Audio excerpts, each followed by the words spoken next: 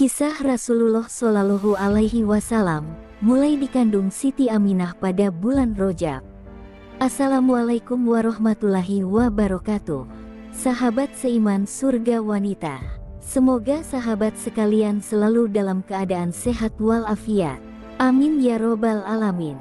Sudah menjadi pengetahuan umum jika di bulan-bulan mulia pasti memuat kisah-kisah hebat di dalamnya. Begitu pula bulan Rojab. Para sejarawan muslim menyebutkan bahwa salah satu peristiwa besar yang terjadi pada bulan tersebut adalah awal mula nur nubuwah atau cahaya kenabian Rasulullah Shallallahu Alaihi Wasallam diletakkan di rahim ibundanya, Siti Aminah.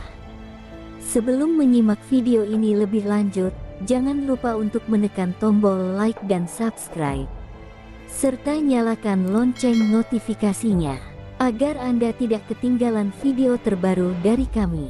Salah satu catatan Syekh Yusuf bin Ismail An-Nabhani dalam kitabnya yang berjudul Al-Anwarul Muhammadiyah, yang disarikan dari kitab Mawahibul Laduniyah menjelaskan, ketika hendak menitipkan Nabi Muhammad Shallallahu Alaihi Wasallam dalam rahim Siti Aminah, pada malam Jumat di bulan Rojab, Allah Subhanahu wa Ta'ala memerintahkan malaikat Ridwan, yaitu malaikat penjaga pintu surga, untuk membuka pintu surga Firdaus sebagai bentuk penghormatan.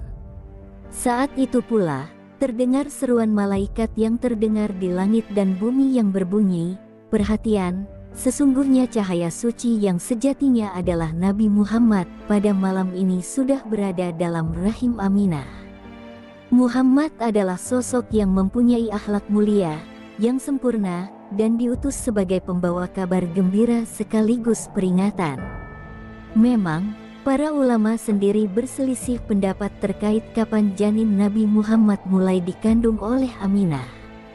Namun, jika merujuk pendapat ulama yang mengatakan Nabi lahir pada bulan Rabiul Awal, maka jelas Nabi berada dalam kandungan ibunya selama 9 bulan dengan dimulai dari Rojab. Dalam hadits Ibnu Ishaq dijelaskan, Siti Aminah pernah menceritakan kisah saat dirinya sedang mengandung janin Nabi Muhammad. Ada suara tanpa rupa yang berkata padanya, "Sungguh engkau sedang mengandung seorang pemimpin umat." Lantas Aminah menimpali, "Aku tidak merasa bahwa diriku sedang hamil, juga tidak merasakan berat sebagaimana yang dirasakan oleh wanita hamil pada umumnya. Hanya saja, aku merasa janggal karena aku tidak mengalami datang bulan, atau salah satu ciri-ciri wanita hamil." Berbicara tentang kelahiran Nabi Muhammad Shallallahu Alaihi Wasallam, akan lebih lengkap jika kita ulas juga kesucian nasabnya, yang terpelihara sejak zaman Nabi Adam alaihi salam.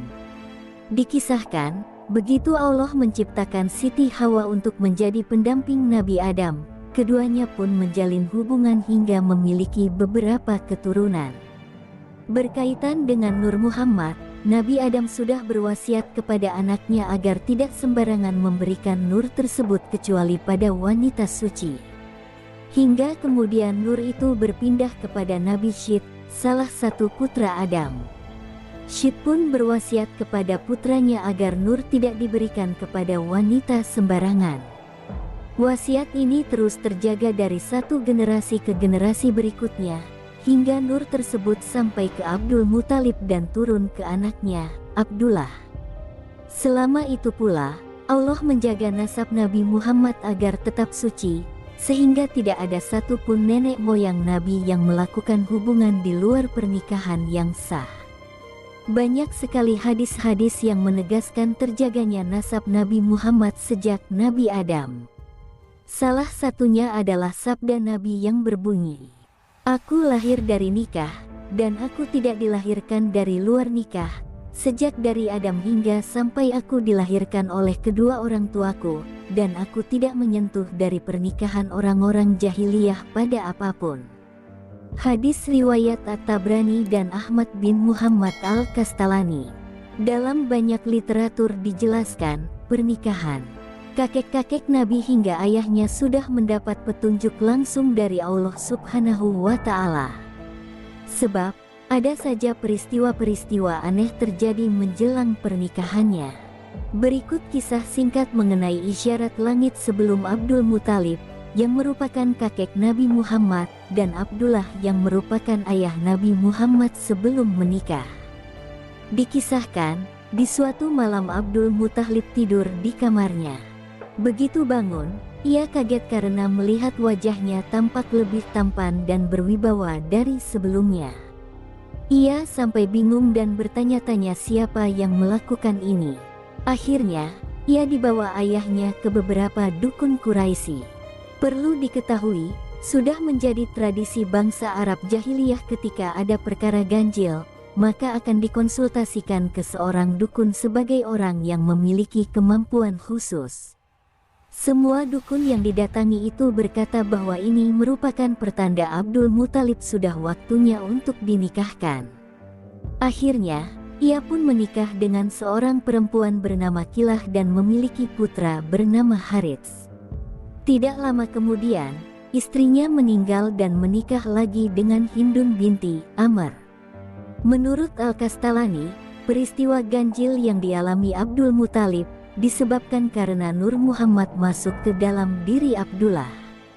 Sejak saat itu badannya bau minyak misik. Bahkan ketika orang Quraisy sedang dilanda paceklik, mereka akan meminta bantuan Abdul Muthalib untuk memohon kepada Allah agar diturunkan hujan. Dengan keberkahan Nur Muhammad, hujan pun turun dengan begitu derasnya. Dengan mengutip riwayat Ibnu Ishaq dan Ibnu Katsir, dalam Al-Bidayah wan Nihayah, mengisahkan, sekali waktu Abdul Muthalib pergi bersama Abdullah untuk bertemu Wahab bin Abdul Manaf, ayah Siti Aminah. Di tengah perjalanan mereka bertemu seorang perempuan bernama Ummu Kanal, saudara perempuan Warakah bin Naufal. Ada yang mengatakan namanya Kutailah, ada pula yang menyebut namanya Fatimah binti Murin al-Kahtasamiyah. Rupanya dia bukan perempuan sembarangan, melainkan pandai membaca kitab suci sebagaimana Warakah bin Naufal. Ia mengetahui ada nur nubuwah atau cahaya kenabian dalam diri Abdullah. Lantas, ia pun menawarkan Abdullah untuk tidur dengannya dan menjanjikan padanya imbalan 100 ekor unta. Namun, Abdullah menolak permintaan itu dengan tegas karena jelas itu perbuatan tidak terhormat. Ummu Kanal tahu jika ia berhubungan badan dengan Abdullah, maka nur nubuwah akan berpindah ke tubuhnya. Abdullah pun melanjutkan perjalanan bersama ayahnya, Abdul Muthalib, hingga bertemu dengan calon mertuanya, Wahab bin Abdul Manaf.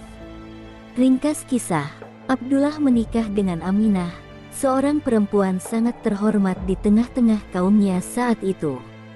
Sejak berhubungan dengan Aminah, nur nubuwah yang ada pada diri Abdullah berpindah ke istrinya yang kemudian terlahir sebagai sang baginda Nabi Muhammad SAW. Demikianlah penjelasan singkat kesucian nasab Nabi Muhammad SAW. Sekian dan terima kasih banyak. Wassalamualaikum warahmatullahi wabarakatuh.